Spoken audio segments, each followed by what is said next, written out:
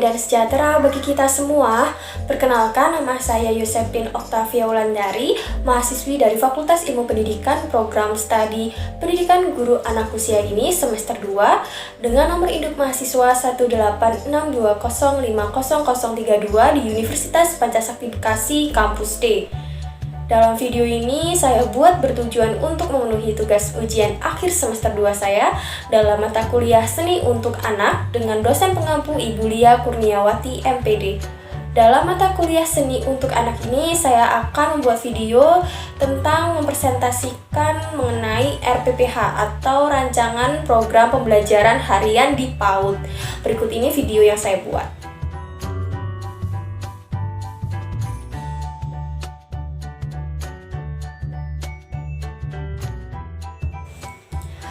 Dari berbagai pembelajaran yang perlu disusun oleh guru diantaranya adalah pembelajaran bidang pengembangan kemampuan seni. Kemampuan seni merupakan salah satu dari bidang kemampuan dasar yang dikembangkan untuk meningkatkan kreativitas anak yang bermuara ke arah pembentukan watak bangsa dan kehalusan budi. Pembelajaran bidang seni yang dikembangkan dan diimplementasikan di sekolah tidak harus seperti contoh dalam pedoman. Pedoman dapat menjadi rujukan bagi guru dan mengembangkan model pembelajaran. Guru dapat mengembangkan sesuai dengan kreativitasnya, sejauh tidak bertentangan dengan prinsip dan asas pembelajaran di kelompok bermain dan TK. Berkaitan dengan pengembangan kemampuan seni bagi anak PAUD, maka pembelajaran seni merupakan sejumlah kegiatan yang dapat dilakukan oleh anak dengan lebih banyak, melibatkan kemampuan motorik, khususnya motorik halus. Secara umum, pendidikan seni anak, taman kanak-kanak atau PAUD memiliki 4 fungsi utama, yaitu diantaranya sebagai berikut. Yang pertama, ada fungsi ekspresi. Anak memperoleh kesempatan menyatakan pikiran dan perasaan dengan bahasa dalam bentuk bunyi, rupa, gerak, dan bahasa atau gabungannya. Anak dapat bebas mewarnai gambar sesuai kesukaannya. Anak dapat menyanyikan nyanyian dengan suara yang kuat atau lembut dan lain sebagainya. Yang kedua, ada fungsi komunikasi. Anak mempunyai pesan melalui bunyi, rupa, gerak, dan bahasa. Ketika anak bernyanyi bersahut dan bergerak berpasangan sambil saling menyebutkan nama pasangannya, maka terjadilah komunikasi antar mereka. Yang ketiga ada fungsi pengembangan bakat. Setiap anak yang lahir memiliki kemampuan yang dibawa sejak lahir.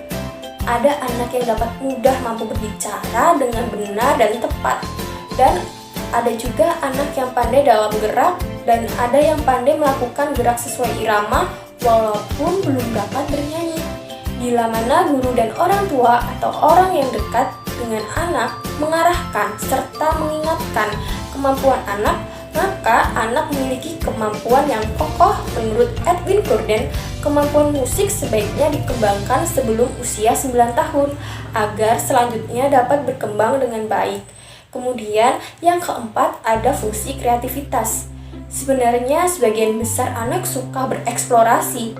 Dengan tersedianya media seni rupa berupa adonan tepung, balok-balok kayu, dan berbagai sumber gerak, anak cenderung bereksplorasi menggunakan media tersebut. Anak dapat membuat bentuk binatang dari adonan tepung, memainkan alat musik, serta membuat gerak-gerak tubuh sesuai imajinasinya. Pembinaan dan kesempatan berkreasi adalah hal yang harus dilakukan sejak usia dini. Perlu diingatkan, kreatif tidak hanya untuk menciptakan dari tidak ada menjadi ada, tetapi mengubah yang telah ada, yang berarti membuat model baru dari yang lama atau memodifikasi dengan melakukan improvisasi. Demikianlah, berdasarkan hal-hal tersebut dapat kita pahami, pendidikan seni mengandung banyak keuntungan dan nilai bagi pendidikan anak. Pendidikan seni bagi anak memiliki makna yang berbeda dari yang biasanya dilakukan bagi orang dewasa. Pendidikan seni bagi anak menekankan pada fungsi daripada hasil semata-mata. Proses kerja seni pada anak lebih menekankan pada pengalaman atau hasil yang menguntungkan bagi pendidik pada umumnya, bukan hanya bagian hasil kerja seni itu sendiri. Rancangan Pelaksanaan Pembelajaran atau RPP merupakan rancangan bagi guru untuk melaksanakan kegiatan bermain yang mendukung anak dalam proses belajarnya. Di dalam RPP berisi langkah-langkah konkret yang dilakukan oleh guru agar proses pembelajaran berlangsung dengan baik.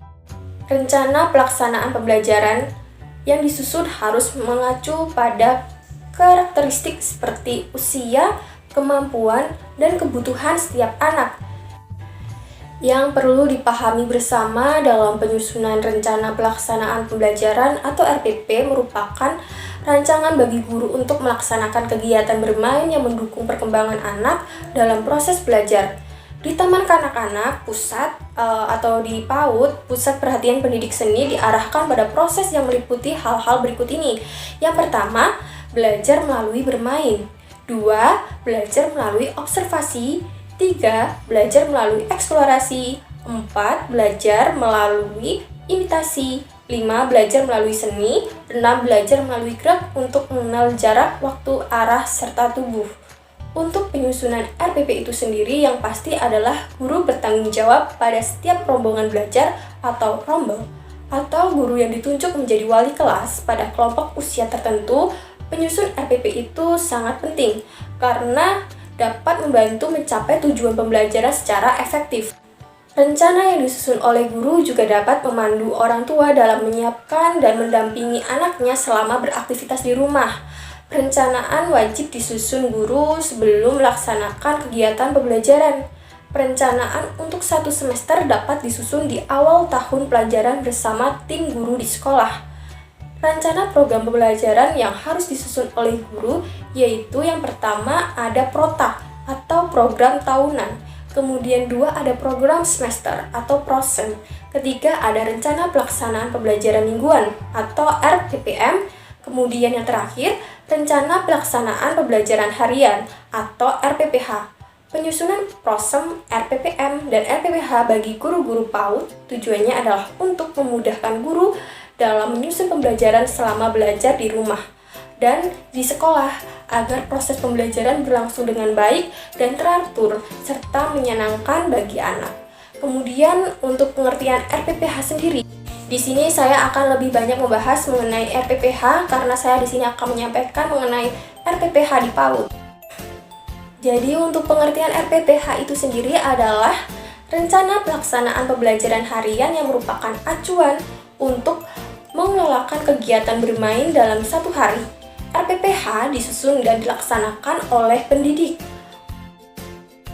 Komponen dari RPPH terdiri dari yang pertama ada identitas program, kedua ada materi, 3 ada alat dan bahan, 4 kegiatan pembuka, 5 kegiatan inti, 6 kegiatan penutup, dan 7 rencana penilaian. Nah, berikut ini contoh RPPH PAUD Sentra Seni Tema Transportasi yang telah saya buat. Di sini saya akan menjelaskan dari tiap-tiap komponen yang terdapat dalam RPPH ini. Dalam pembelajaran ini, alat dan bahan yang digunakan ada pensil warna atau krayon, alat tulis atau pensil, dan penghapus.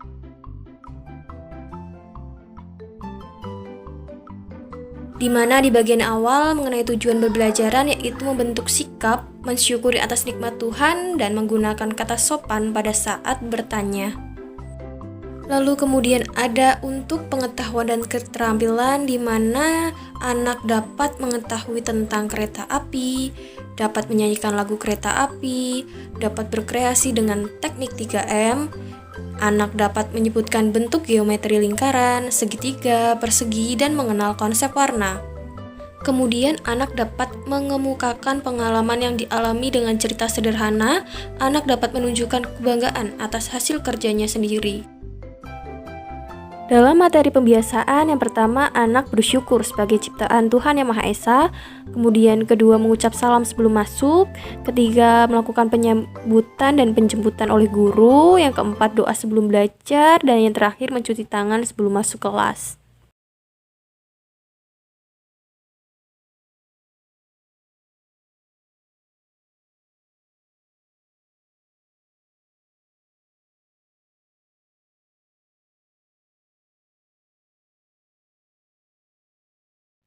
Lalu selanjutnya di bagian aktivitas belajar atau happy morning.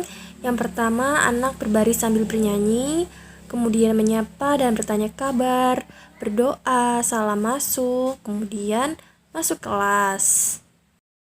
Lalu di bagian kegiatan pembukaan berisikan pembukaan yang pertama, kemudian berdiskusi tentang alat transportasi darat, berdiskusi tentang becak, mendengarkan dan bercerita tentang becak, bertepuk tangan dan bernyanyi tentang tema becak.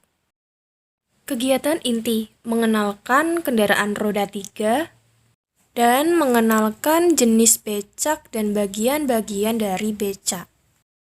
Kemudian kegiatan berikutnya yaitu belajar menulis kalimat becak roda 3, lalu mencari gambar kendaraan roda 3 dan mewarnai gambar di lembar kerja yang telah disediakan. Kemudian di bagian reseling, yaitu berisikan kegiatan merapikan alat-alat yang telah digunakan, diskusi tentang perasaan diri selama melakukan kegiatan bermain, lalu bila ada perilaku yang kurang tepat harus didiskusikan bersama, dan yang terakhir, menceritakan dan menunjukkan hasil karyanya. Lalu di bagian penutup, berisikan kegiatan menanyakan perasaan selama hari ini, bercerita pendek yang berisikan pesan-pesan, menginformasikan untuk hari besok, kemudian penerapan penutup.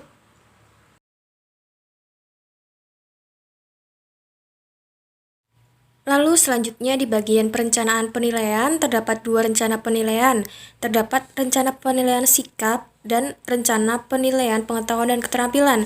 Pada perencanaan penilaian sikap dilihat bagaimana anak menghargai hasil karya orang lain dan bagaimana anak menggunakan kata sopan saat bertanya. Untuk pengetahuan dan keterampilan dilihat dari mana anak belajar menulis kalimat becak roda 3 dan di mana anak dapat menyelesaikan tugasnya mengenai mencari gambar kendaraan roda 3 dan mewarnai gambar di lembar kerja siswa yang telah disediakan. Ya, cukup sekian penyampaian presentasi saya mengenai RPPH atau Rencana Program Pembelajaran Harian untuk pendidikan anak usia dini yang saya sampaikan. Apabila masih banyak kurang lebihnya saya mohon maaf. Sekian dan terima kasih.